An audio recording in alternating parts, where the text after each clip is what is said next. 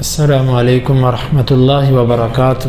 سورۃ آل عمران آیت نمبر 30۔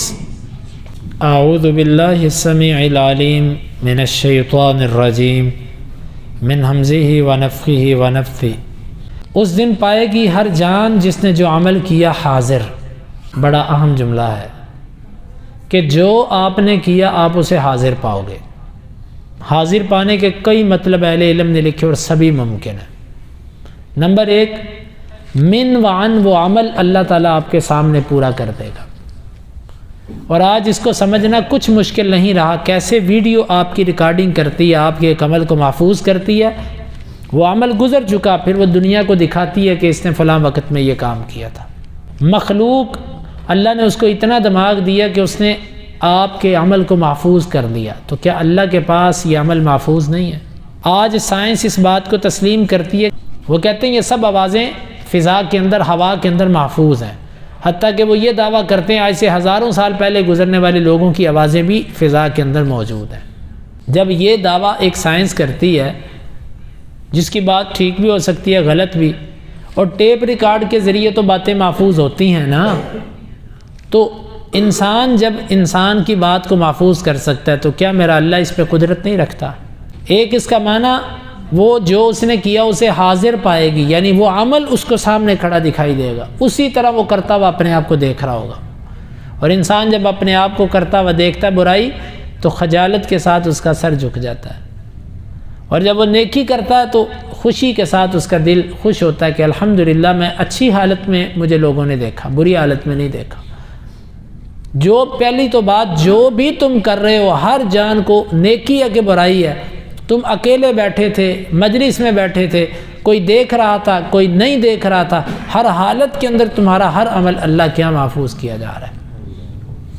اور اس میں پیغام ہے کہ تم اپنے اعمال کی فکر کرو، آخرت کو سامنے رکھو، قبر کو سامنے رکھو، تمہیں ایک ایک عمل کا اللہ کو جواب دینا ہے، ایک ایک عمل تمہارے سامنے پیش ہوگا۔ دوسرا معنی کہ جو تم نے عمل کیے اس کی جزا اور سزا تم اپنے سامنے پاؤ گے، یہ بھی معنی ٹھیک ہے کہ جو بھی عمل کیے اس کی جزا یا سزا تمہارے سامنے کھڑی ہوگی۔ جس طرح کہ حدیث کے اندر آتا ہے کہ ایک بڑا خوبصورت شکل کے اندر آئے گا، وہ کہے گا تو کون؟ وہ کہے گا میں تیرا نیک عمل۔ پھر ایک بد صورت کے اندر آئے گا، خوفناک صورت، وہ کہے گا تو کون؟ وہ کہے گا میں تیرا برا عمل۔ یعنی وہ اعمال کی جزا، بدلہ اپنے سامنے دیکھے گا، اچھی صورت میں یا بری صورت کے اندر۔ اور اللہ رب العالمین لکھا ہوا بھی اس کو دکھائے گا۔ تیسری صورت یہ ہے کہ وہ اپنے سامنے پائے گا، یعنی اللہ کے طرف سے اس کے جو کرامن کاتمین بیٹھے انہوں نے ایک ایک چیز نوٹ کی ہوگی، لو یہ دیکھو۔ تو یہ سب کے سب ثبوت کے طور پہ اللہ تعالیٰ دکھائے گا۔ اللہ کی عدالت اتنی مضبوط ہے، وہاں پر ایسی ایسی گواہیاں ہوں گی، پہلے لکھا ہوا دکھایا جائے گا کہ تو نے فلاں وقت، فلاں دن، فلاں جگہ یہ کام کیا۔ پھر ساتھ ہی اس کو آواز، اللہ چاہے تو، پھر ساتھ ہی اس کا عملی تصویر، پھر ساتھ ہی اس کی جزا اور سزا۔ یہ سب صورتیں بیک وقت اللہ تعالیٰ کی عدالت میں ہوں گی۔ میرے بھائیو، ہم غفلت کی زندگی گزار رہے ہیں۔ یہ آیات ہمیں ہلاتی ہیں کہ بھائی اپنے اعمال پر غور کرو۔ یہ ایسے نہیں ہے کہ عمل کیا اور ختم ہو گیا، تمہاری ایک ایک حرکت اللہ رب العالمین کیا محفوظ کی جا رہی ہے۔ اور پھر وہاں پر انسان کہے گا لو ان بینہا و بینہ امدا بعیدا، کاش کہ اس کے اور اس کے برے عمل کے درمیان مدتوں کے فاصلے ہوتے۔ دنیا میں دیکھ لیں جو ہم نے برائیاں کی ہیں، جب وہ ہمیں یاد آتی ہیں تو ہم کیا کہتے ہیں؟ کاش وہ زمانہ واپس آئے اور میں وہ کام نہ کروں۔ ہر بندہ یہ چاہتا ہے، حتیٰ کہ کالا چور بھی ہے نا، اس کا زبان سے اظہار کرے یا نہ کرے، دل کے اندر اس کے آتا ہے کہ کاش میں یہ نہ کرتا۔ ہر بندہ یہ خواہش کرے گا۔ تو وہاں پر تو جب وہ جزا اور سزا سامنے دیکھے گا، جنت مومن اس طرف جاتے ہوں گے، جہنم سامنے، رب کے عدالت کا عجیب منظر ہوگا، وہاں پر وہ کہے گا کاش کہ میرے اور اس عمل کے درمیان مدتوں کے فاصلے ہوتے، نہ میں اس عمل کو جانتا ہوتا اور نہ میں اس کو کرتا۔ آج اگر دنیا کے اندر ہم ان چیزوں، کیسی کتاب ہے قرآن؟ اللہ کی قسم اللہ تعالیٰ نے آپ کو سب بتا دیا پہلے۔ اگر اللہ تعالیٰ ہمیں نہ بتاتا اور اچانک یہ سب کچھ ہوتا تو ہم کتنا ہمارے ساتھ برا ہوتا، یعنی کتنا ہم اپنے ساتھ برا کرتے۔ لیکن یہاں پر کیا، اللہ نے سب بتا دیا، تم نے ایسے کہنا ہے، تم نے ایسے کرنا ہے، پھر تمہارے ساتھ ایسے ہونا ہے۔ لیکن سب کچھ دیکھ کے، پڑھ کے، سن کے، اس کے باوجود ہم اسی طرح ہیں جس طرح پہلے تھے۔ تو میرے بھائیوں، ہم یہاں پر اپنے اعمال کی اصلاح کریں، اپنی عادات، اپنی زبان سے نکلنے والے کلمات، یہ جو ہم اللہ اور اس کے رسول کے خلاف عمل کرتے ہیں، باتیں کرتے ہیں، یہ سب کی سب اللہ کے ہاں پیش ہوں گی، اور ہم ان کو سوچ کے کہیں گے کاش کہ میرے اور اس کے درمیان لمبا۔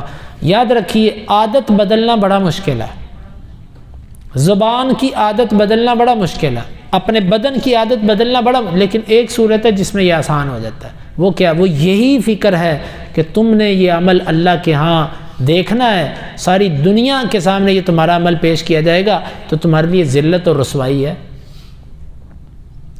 یہی چیز ہے جو انسان کو بڑی بڑی چیزوں پر مجبور کر دیتی ہے۔ ایک بندہ کہتا ہے مجھے شوگر ہے، میرا میٹھا کھانے کو دل بڑا کرتا ہے پر میں نے کھانا نہیں۔ کیوں؟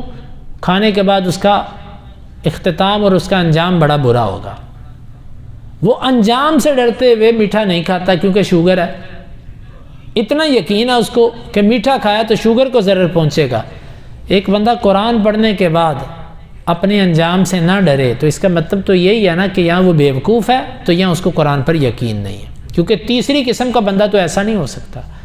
ایک بندہ کہتا ہے مجھے قرآن پر یقین بھی ہے اور وہ بیوقوف بھی نہیں ہے، تو پھر وہ کیوں عمل نہیں کرتا، عمل چینج کیوں نہیں کرتا اپنا؟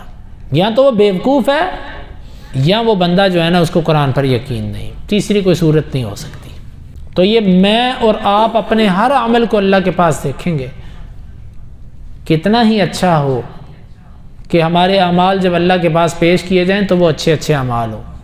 وَيُحَذِّرُكُمُ اللَّهُ نَفْسَهُ، اور اللہ تمہیں اپنے آپ سے ڈراتا ہے۔ یہ دوسرا طریقہ، عادت بدلنا بڑی مشکل، لیکن ان دو چیزوں کا تصور اپنے ذہن میں بٹھا لو، عادت بدلنا آسان ہو جائے گا۔ ایک تو اللہ کا ڈر، اللہ تمہیں ڈرا رہا ہے اپنے آپ سے، اور دوسری بات کہ جو تم نے کرنا وہ تمہارے سامنے پیش کیا جائے گا قیامت کے دن، تمہیں دکھایا جائے گا سب کچھ۔